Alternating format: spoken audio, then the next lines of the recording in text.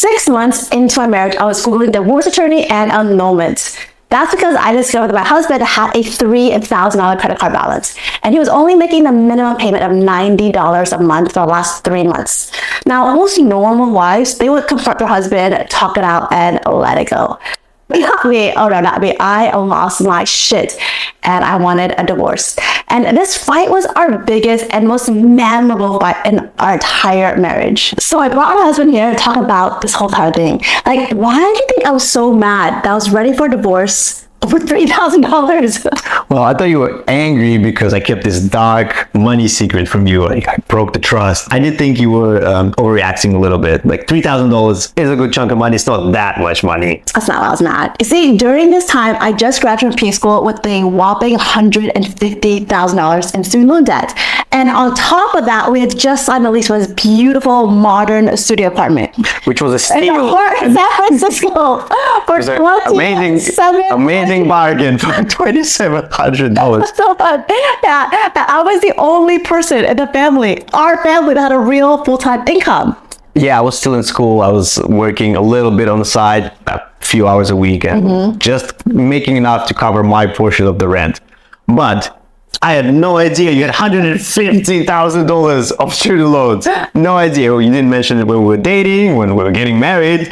That's true. I didn't know. Yeah, that is very true. So that's why I was so angry. But like, you reassured me over and over again that we could afford this fancy 500 square foot studio. And you told me you could pay your portion of the rent. I didn't pay my portion of the rent. It's other things I got in debt for, but the rent, I was paying the rent.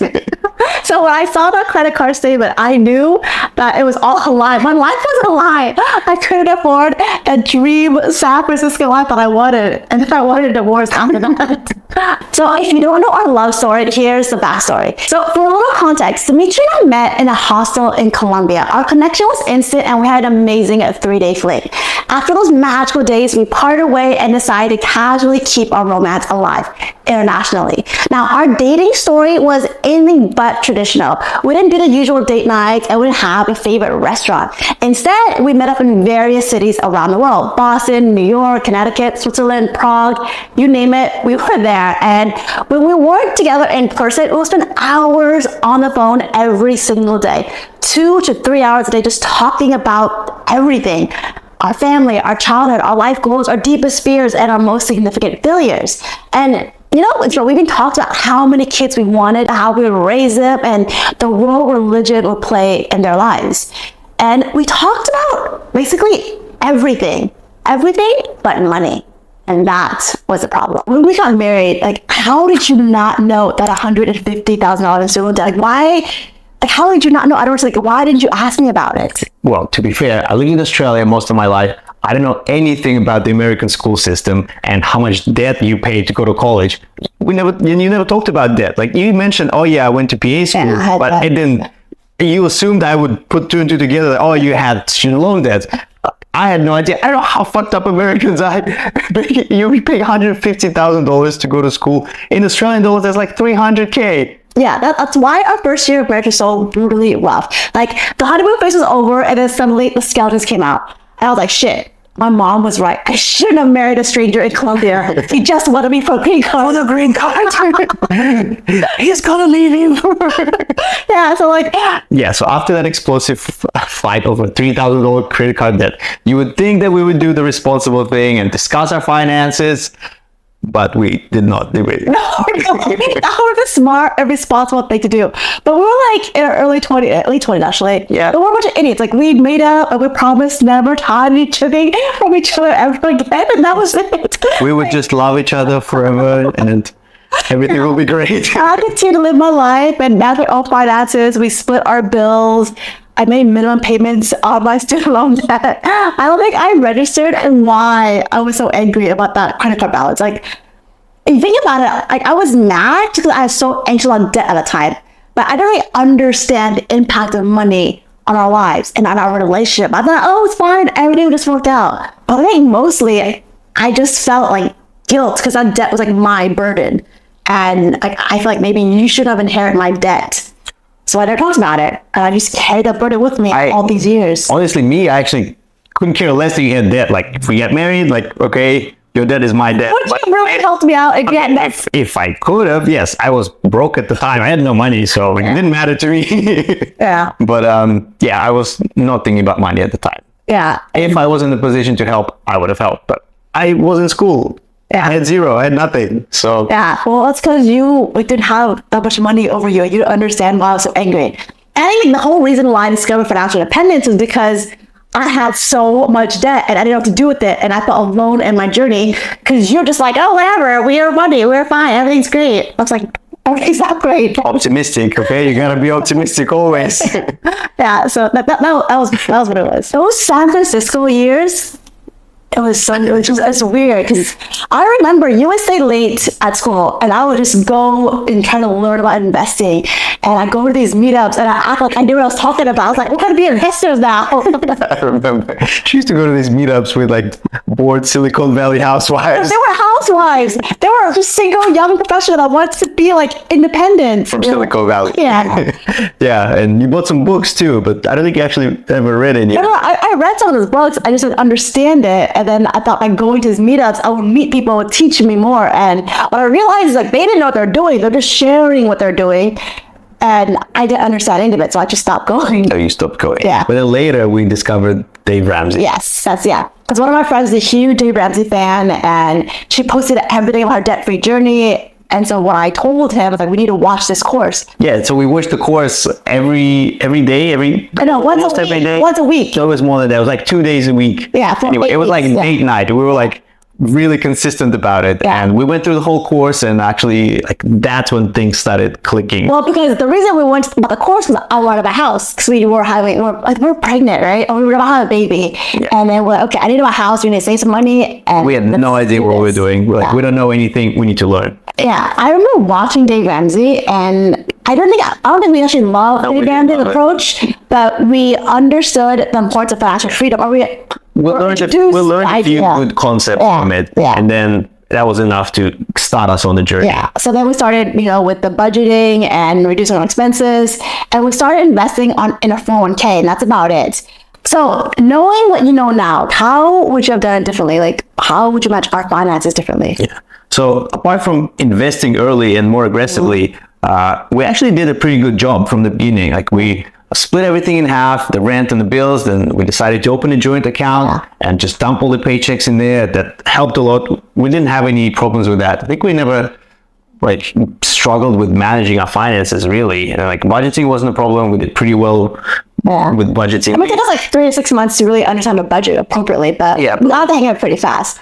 And I think we have pretty good spending habits just to begin with. We didn't have any like shopping addictions or gambling addictions or anything. And we both... I think we never talked about like opening a joint account either. It just kind of happened casually. We never had a discussion, should we do separate banking or combine our finances? It was like, let's open a bank account, and then we just walked in. They just asked us for information, and then we just put it in, and then we had a joint account. So there was like no big discussion about it. And then we kind of did the same thing with credit cards. We opened the same credit card. Well, actually, I went on your credit card because I was from another country. I had no credit. The only credit card I could get was a debit card from Chase for $1,000. Yeah, so he had to piggyback on to my credit card.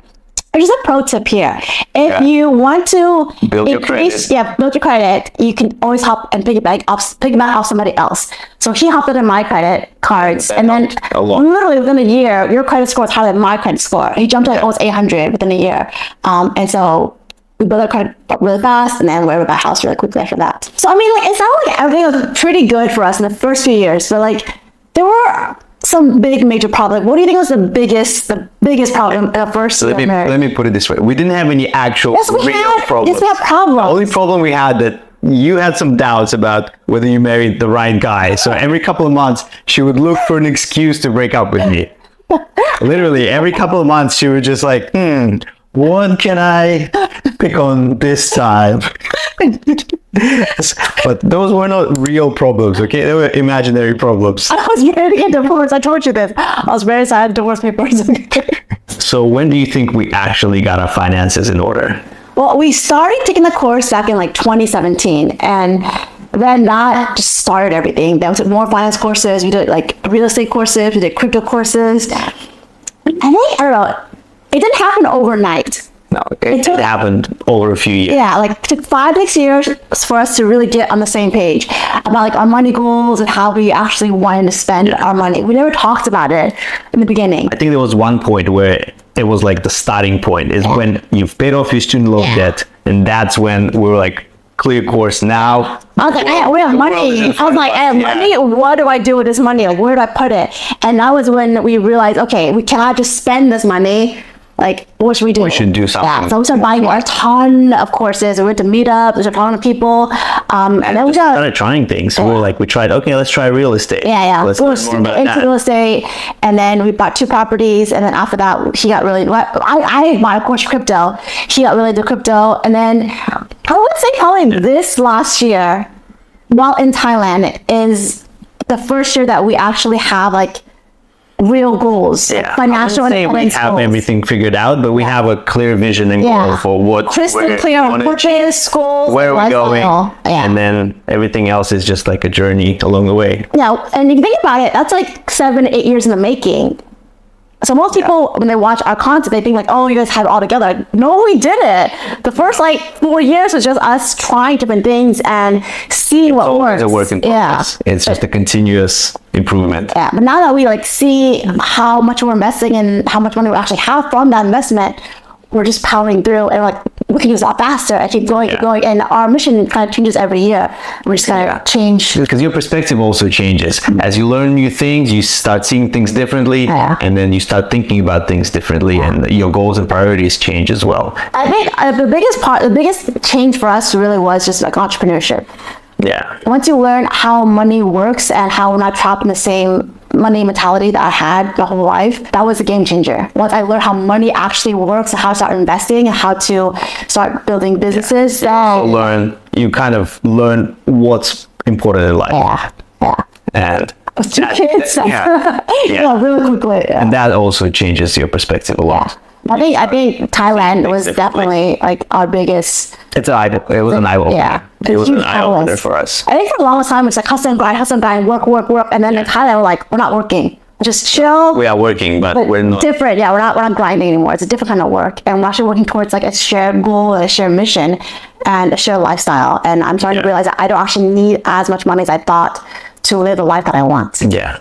So, to wrap it up on a more philosophical note, the one thing I learned about money and finance is if you cannot be happy with little money, you're not going to be happy with a lot of money. And who did you learn that from? Namal Ravikant. Very smart. Yes, you. A very smart man who I definitely recommend his book and his podcast. Yeah. So I discovered Namal like 3 years ago. I told him, you should read this book. And 3 years later, she read the book. 3 years to read that book. This is life changing. I'm like, no shit. So yeah. Highly recommend him. He's a philosopher, he's an investor, and his whole mentality on wealth, health, and relationships is on point. And happiness. Yeah, it really changed everything for us when we got on the same page. So that's the big thing. I think in the very beginning, the very first year of our relationship was so rocky because we didn't talk about money. No matter how much we love each other, no matter how we talked about everything else. Yeah, how compatible we are, we just never focused on money. And we have money problems. That's like the number 1 cause of divorce, like 50%. Marriages fail because of money problems. So talk it out, figure it out. Before you marry somebody, ask them, how much money do you make? You never answer my question. Sorry. You never answer. I asked them, like, how much money do you make? Like, you said, no, I said I make nothing. I'm about to go to school. Yeah, he never told me how much. He was like really hush hush. Like, but also cultural. Like Russian cultures don't talk money. Chinese culture, we're like very blunt, like open about everything. And so I think that part was also the big gap between us. But we're also a mix of 2 cultures. Like I'm Chinese American, he's Russian Australian. So we have a blend of 2 cultures. So it was like really, a strange dynamic. It wasn't too bad, but money was just one thing we never really talked about. So you should do that so that you don't end up like me, Googling divorce attorneys 6 months after you're married. Yeah. So I hope you guys like our little podcast. If you have any questions, please comment below. Let us know what you're thinking. I want to hear your story, your marriage story, your relationship story, your finance goals. Let us know. And I hope you enjoy watching this video. And we'll see you in the next one. Bye, guys. Bye.